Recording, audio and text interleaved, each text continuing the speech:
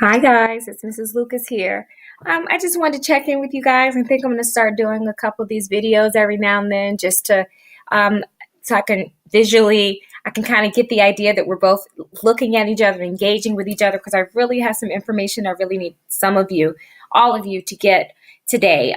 First, I want to say it's been nice meeting a lot of you. I've gone out to a few schools these last couple of weeks and I've been knee deep in grading, which is fantastic.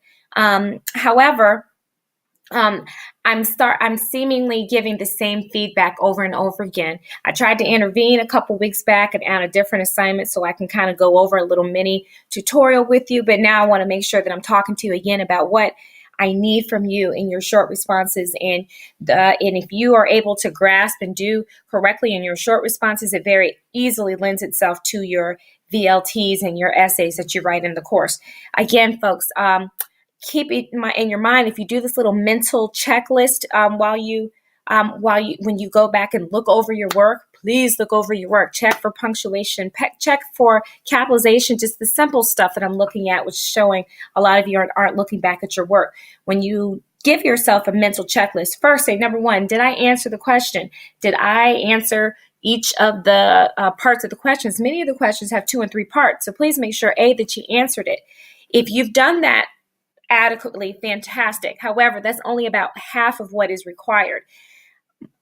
To crack the code in this course, as I say all the time, I say that to several of you, I've spoken to parents. To crack the code of this course, you must demonstrate that you are able to go to the text or whatever it is, the text, the poem, all of that, which is text. Look at the text and be able to extract information to prove whatever it is that you are saying. Whatever your response is, your answer is not complete until you are able to demonstrate that you were able to locate something in the text to support that.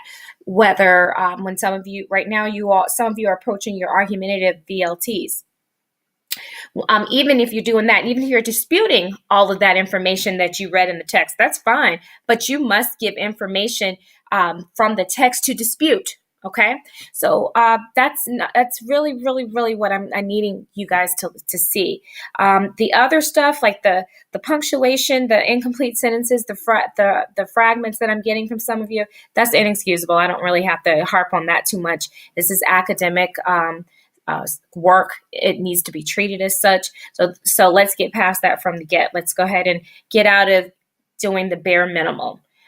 Please keep that in mind, not in just your schooling, but just in life. It may get you through a couple little classes here and there, but I promise you, dear hearts, it will not take you where you really want to go in the future. Okay, so that's really all I wanted to check on with you today. Your answer is not complete until you have demonstrated that you have taken something from the text via quotes or paraphrasing or summarizing the text. You have not completed your answer until you have done that. Okay, if you need to get some copies from me, if you are seeking some answers, I do have several students who are infamous for giving me perfection answers all the time. They understand what is expected from them. I can very easily send, of course, without names, some copies of some really good responses. Okay, that may help some of you. So if you need that, reach out to me. All right. So have a fantastic weekend. If you are behind in your course, then I hope that it is a fantastically productive weekend.